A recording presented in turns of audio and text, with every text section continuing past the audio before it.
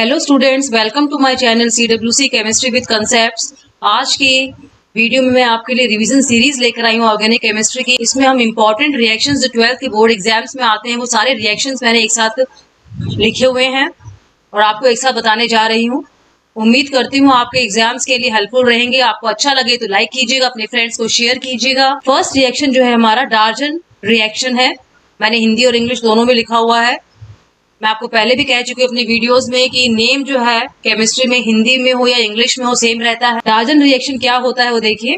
Alkyl chloride form होता है इस रिएक्शन में। एल्कोहल जो है थायोनिल क्लोराइड के साथ रिएक्ट करता है pyridine की प्रेजेंस में और हमें एल्किल क्लोराइड मिलता है। SO2 गैस निकल जाती है और HCl भी एब्जॉर्ब हो जाता है। ये जो है रिएक्शन मैंने बताई आपको डार्जन रिएक्शन, ये बहुत ही अच्छा बेस्ट मेथड है RCl के एल्किल क्लोराइड को बनाने का, क्योंकि इसमें जो SO2 गैस निकलती है वो बाहर चली जाती है रिएक्शन मीडियम में से। HCl जो है उसको पायरिडिन एब्जॉर्ब कर लेता है, तो लास्ट में हमारा जो प्रोडक्ट होता है सिर्फ एल्किल हैलाइड ही बचता है। तो इससे हम एल्किल हैलाइड जो है प्राप्त कर सकते हैं।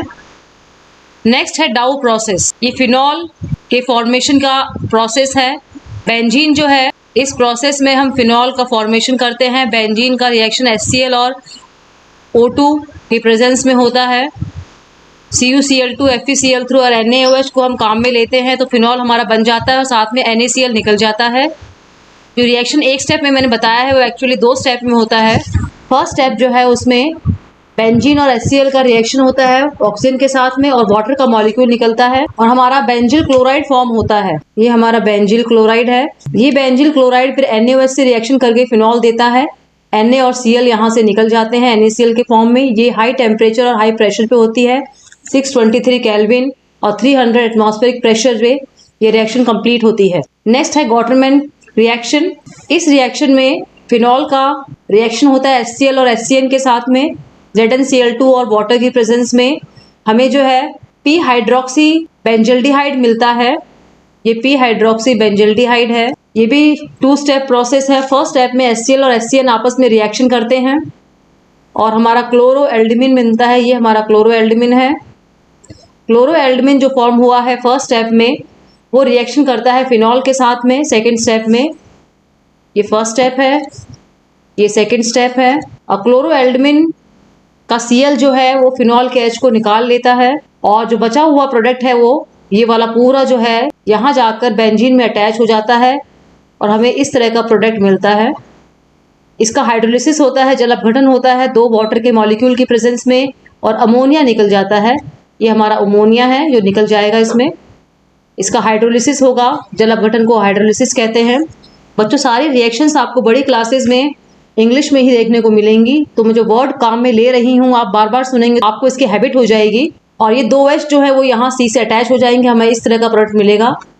ऊपर फिनॉल है, नीचे C के साथ में 2 OH अटैच है। कभी भी ऑर्गेनिक केमिस्ट्री का ये रूल है कि कभी भी एक कार्बन पे 2 OH एक साथ नहीं रह सकते हैं। ये 2 OH जो है उसमें से एक OH और एक H जो है वाटर के फॉर्म में निकल जाएगा और हमारा p हाइड्रोक्सी बेंजल्डिहाइड का फॉर्मेशन हो जाएगा। नेक्स्ट है डफ रिएक्शन। इसे सैलिसिल्डिहाइड बनता है। फिनॉल हेक्सामेथिलीन टेट्राएमीन के साथ में रिएक्शन करती है बोरिक एसिड के साथ में, ग्लाइसरॉल की प्रेजेंस में होता है और सैलिसिल्डिहाइड बन जाता है। इस रिएक्शन में देखिए मैंने स्टेप नीचे लिख रखे हैं। हेक्सामेथिलीन टेट्राएमीन जो ये वाला है, इस हेक्सामेथिलीन टेट्राएमीन का मैंने पूरा जो है खोल के ये लिखा हुआ है किस तरह से 3 पार्ट्स में टूट जाता है और हमें 3 CH2 double bond N CH3 मिल जाते हैं। ये पूरा रिएक्शन जो है ग्लिसरॉल की प्रेजेंस में होता है। ये हमारा फिनॉल है। यहाँ पे जो 3 CH2 N CH3 बने थे उसमें से एक यहाँ अटैच हो जाता है। ये देखिए ये अटैच हो गया यहाँ पे। इसके बाद में इसका हाइड्रोलिसिस होता है, डबल बॉन्ड टूटेगा। ये 2 वाटर मॉलिक्यूल यहाँ काम में आएंगे। बॉन्ड किस तरह से टूटता है लिख के दिखाया है मैंने। ये बॉन्ड टूट जाएगा, ये दोनों OH इस C से अटैच हो जाएंगे। इस तरह का हमें मिलेगा प्रोडक्ट और ये एमिन के रूप में बाहर निकल जाएगा। ये रहा हमारा CH3 NH2 के फॉर्म में ये निकल जाएगा। ये देखिए CH3 NH2 के फॉर्म में निकल जाएगा, हमारा प्राइमरी एमिन बन गया इससे। इसके बाद में जो है मैंने अभी भी ऊपर रिएक्शन बताया आपको कि एक कार्बन पे 2 OH नहीं रहेंगे, वाटर के फॉर्म में ये निकल जाएंगे और हमें सैलिसिल्डिहाइड मिल जाएगा। नेक्स्ट रिएक्शन है विलियमसन्स ईथर सिंथेसिस। ईथर का फॉर्मेशन हो रहा है जैसे कि रिएक्शन बता रही है। रिएक्शन के नाम से ही क्लियर है कि ईथर का फॉर्मेशन होगा। इसमें एल्किल हैलाइड सोडियम एल्कोक्साइड के साथ में रिएक्शन करके ईथर फॉर्म करती है। यह है ईथर का फॉर्मूला ROR का फॉर्मेशन होता है। एल्किल हैलाइड को RX लिखा है मैंने। सोडियम एल्कोक्साइड NaOR, NaX निकल जाएगा और हमें ROR मिल जाएगा। ROR हमारा ईथर है। एग्जाम्पल लेके मैंने दिखाया है, एथिल क्लोराइड का सोडियम एल्कोक्साइड के साथ में रिएक्शन हुआ है, NaCl निकल गया। इथॉक्सी इथेन, ये हमारा इथॉक्सी इथेन का फॉर्मेशन हुआ है और 2 मॉलिक्यूल्स ऑफ NaCl निकल गए। नेक्स्ट है कोल्बे इलेक्ट्रोलिसिस मेथड। जैसे कि नाम से ही क्लियर है, इलेक्ट्रोलिसिस मतलब इलेक्ट्रिसिटी की हेल्प से होगा ये। Sodium salt of carboxylic acid, ये रहा हमारा CH3COONA, ये सोडियम सॉल्ट है। कार्बोक्सिलिक अम्ल का वाटर के साथ में रिएक्शन हो रही है। इलेक्ट्रोलिसिस, इलेक्ट्रिसिटी की हेल्प से इसका प्रोसेस होगा, टूटने का प्रोसेस होगा। हमें एथेन एल्केन मिल जाएगा। कार्बन डाइऑक्साइड गैस निकल जाएगी। NaOH और H2 का फॉर्मेशन होगा, H2 गैस भी हमारी निकल जाएगी। तो अगर एसिड से हमें एल्केन बनाना है तो इस प्रोसेस को हम काम में ले सकते हैं। पहले एसिड को उसके सोडियम सॉल्ट में कन्वर्ट करेंगे और फिर उसको विद्युत अपघटन इलेक्ट्रोलिसिस के द्वारा एल्केन में कन्वर्ट कर लेंगे। नेक्स्ट रिएक्शन हमारी है हुंस रिएक्शन। ये एक डिकार्बोक्सिलेशन का प्रोसेस है। इसमें कार्बन डाइऑक्साइड गैस निकलती है, इसको डिकार्बोक्सिलेशन रिएक्शन में भी इंक्लूड करते हैं। कार्बोक्सिलिक एसिड का सिल्वर सॉल्ट, उसका ट्रीटमेंट कराया जाता है। ब्रोमीन के साथ में कार्बन डाइऑक्साइड गैस निकल जाती है। सिल्वर ब्रोमाइड और एल्किल ब्रोमाइड हमारा फॉर्म हो जाता है। किस तरह से बनता है ये देखिए, ये हमारा सिल्वर सॉल्ट लिखा हुआ है। RCOOAg, AgBr के साथ रिएक्ट कर लेगा। CO2 जो है यहाँ से निकल जाएगी और RBr का फॉर्मेशन यहाँ हो जाएगा। अगला है रोजनमुंड रिएक्शन। इसमें एसिल हैलाइड का रिडक्शन होता है। PdBSO4 बेरियम सल्फेट जाइलिन की प्रेजेंस में और एल्डिहाइड और HCl का फॉर्मेशन होता है। एग्जाम्पल नीचे दिया हुआ है। एसिटिल क्लोराइड है, इसका रिडक्शन हुआ H2 हमने लिया है। रिडक्शन जहाँ होगा वहाँ आपको H2 देखने को मिलेगा।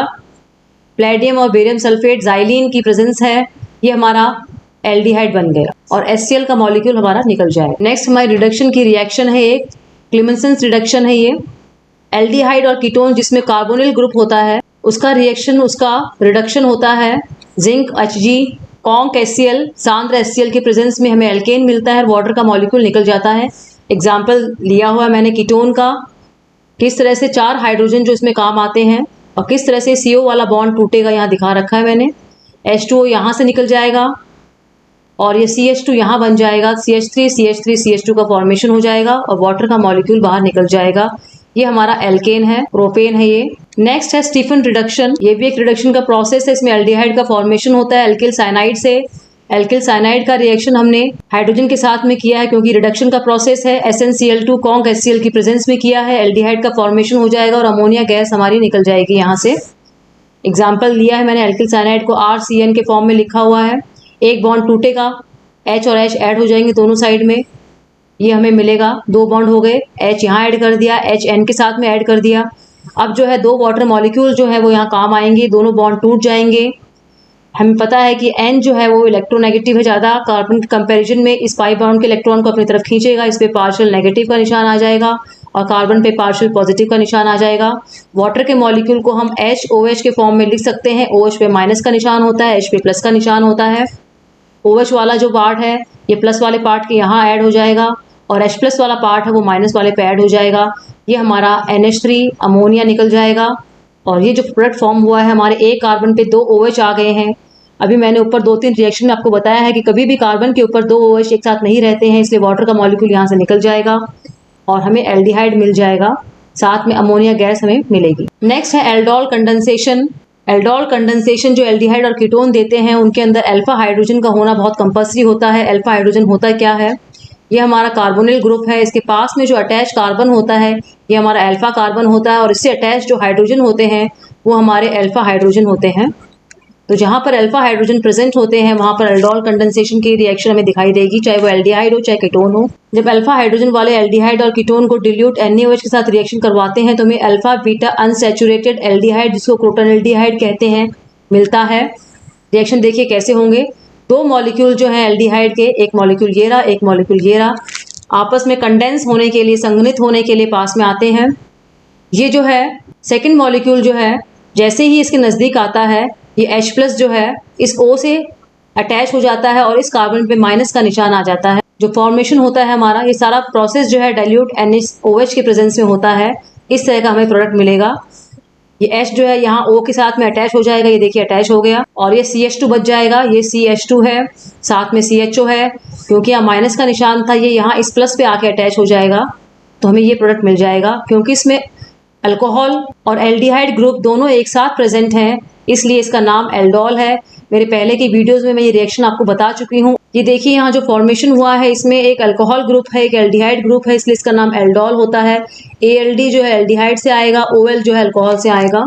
ये मैं अपने पहले की वीडियोज़ में इस रिएक्शन के बारे में बता चुकी हूँ। आप चाहें तो मेरे चैनल के डिस्क्रिप्शन बॉक्स में जाके देख सकते हैं, वहाँ आपको खूब सारे वीडियोस मिलेंगे जो मैंने ऑर्गेनिक केमिस्ट्री के 12th बोर्ड के एग्जाम के पर्पज से बनाए हैं।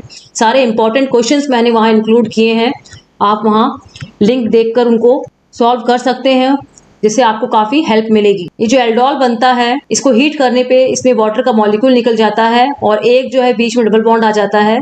अल्फा और बीटा के बीच में डबल बॉन्ड है, तो इसको अल्फा बीटा अनसैचुरेटेड एल्डिहाइड या अल्फा बीटा असंतृप्त एल्डिहाइड कहते हैं, जिसका नाम है क्रोटोन एल्डिहाइड। नेक्स्ट रिएक्शन है कैनिजारो रिएक्शन। ये रिएक्शंस उन एल्डिहाइड और कीटोन में देखने को मिलती है जिनके पास अल्फा हाइड्रोजन नहीं होते हैं। अगर एग्जाम में आपके आता है कि अल्फा हाइड्रोजन और बिना अल्फा हाइड्रोजन वाले एल्डिहाइड कीटोन में आप डिफरेंशिएट कैसे करेंगे, तो आप कैनिजारो रिएक्शन और एल्डोल कंडेंसेशन रिएक्शन को बता सकते हैं।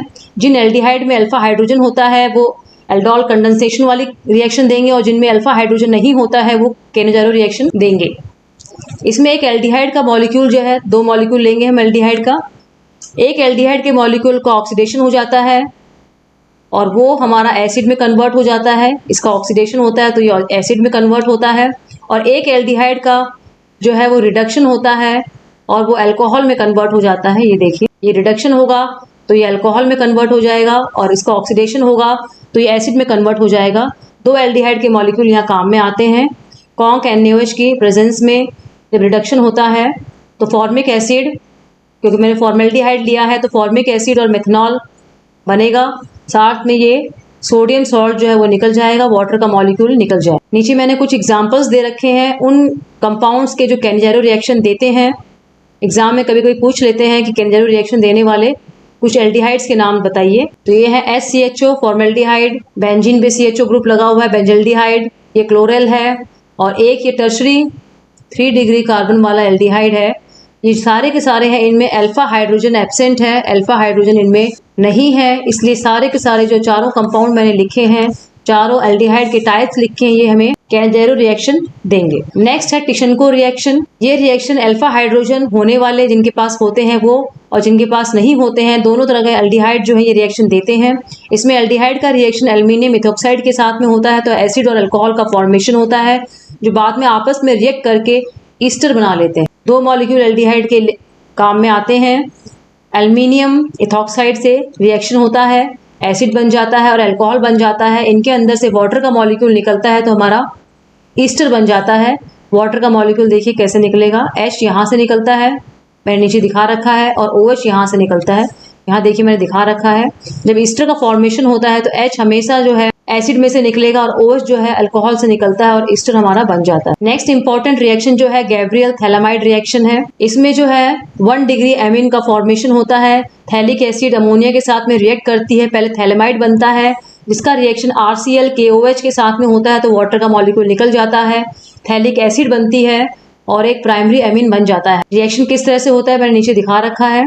ये हमारे थैलिक एसिड है, इसका रिएक्शन अमोनिया के साथ में हो रहा है, तो 2 हाइड्रोजन अमोनिया के और 2 OH इस एसिड वाले निकल के 2 वाटर मॉलिक्यूल निकल जाएंगे और ये आपस में जुड़ जाएंगे। N जो है यहाँ जुड़ जाएगा इस CO से, और एक जो है यहाँ इस CO से जुड़ जाएगा, तो हमें इस तरह का प्रोडक्ट मिलेगा, थैलामाइड जिसे कहते हैं। इसका रिएक्शन पोटेशियम हाइड्रोक्साइड के साथ हम करवाएंगे तो इसका पोटेशियम सॉल्ट मिल जाएगा। ये देखिए यहाँ से H और यहाँ से OH निकल जाएगा और एक K यहाँ आके अटैच हो जाएगा, तो इसका पोटेशियम थैलामाइड हमें प्राप्त हो जाएगा, जिसका रिएक्शन हम एल्किल हैलाइड या एल्किल क्लोराइड के साथ करेंगे। जैसे एग्जांपल मैंने ले रखा है C2H5Cl, इसके साथ में जब इसका रिएक्शन करवाएंगे ये बॉन्ड यहाँ से टूटेगा और हमें RNH2 और ये थैलिक एसिड, ये OH यहाँ अटैच हो जाएगा। हाइड्रोलिसिस करेंगे तो हमें ये थैलिक एसिड हमारा फॉर्म हो जाएगा और प्राइमरी अमीन भी हमें मिल जाएगा। ये प्राइमरी अमीन के फॉर्मेशन की बहुत अच्छा मेथड है, जिसमें साथ में थैलिक एसिड जो मिलती है, लार्ज अमाउंट में हमें अमीन प्राप्त होता है और स्मॉल अमाउंट में हमें थैलिक एसिड। नेक्स्ट है हमारी कर्टियस रिएक्शन। इस रिएक्शन में एसिटिल क्लोराइड जो है सोडियम एजाइड के साथ में रिएक्शन करके एमाइन का फॉर्मेशन करता है। ये एसिटिल क्लोराइड है, ये सोडियम एजाइड है। Na(N3) को सोडियम एजाइड कहते हैं। सोडियम और N3 जहाँ होगा वहाँ एजाइड शब्द आएगा। NaCl निकल जाता है इस तरह से, और ये N3 जो है वो CO से अटैच हो जाता है और हमें इस तरह का प्रोडक्ट मिलता है। इसको हम हीट करते हैं, यहाँ से N2 निकल जाता है, 2 नाइट्रोजन के एटम्स यहाँ से निकल गए। इस तरह का हमें प्रोडक्ट मिलता है जिसका रीअरेंजमेंट होता है। रीअरेंजमेंट जब होता है इसका, तो ये वाला CH3 जो है इस साइड से हटकर नाइट्रोजन के इस तरफ जाके लग जाता है, जो रिएक्शन एरो मैंने दिखा रखी है। और N के ऊपर जो लोन पेयर है उसमें से एक पेयर जो है यहाँ डबल बॉन्ड फॉर्मेशन के लिए काम में आ जाता है। जो हमारा प्रोडक्ट मिलता है वो देखिए, CO N ने डबल बॉन्ड बना लिए C के साथ में। ये देखिए N जो है डबल बॉन्ड बना लेगा C के साथ में, ये C के साथ डबल बॉन्ड बनाए हुए। CH3 जो है इस साइड था, इस साइड आ गया। ये जो हमारा बना है इंटरमीडिएट रीअरेंजमेंट के बाद में मैथिल आइसोसाइनाइड है, जिसका रिएक्शन होता है NaOH के साथ में। 2 बॉन्ड हमें ब्रेक करने हैं, 2 बॉन्ड ब्रेक करने, इसलिए मैंने 2 NaH के मॉलिक्यूल एक ऊपर लिखा है एक नीचे लिखा है। ये वाला जो है पूरा प्रोडक्ट इस तरह से निकल जाएगा हमारा CH3NH2 के फॉर्म में।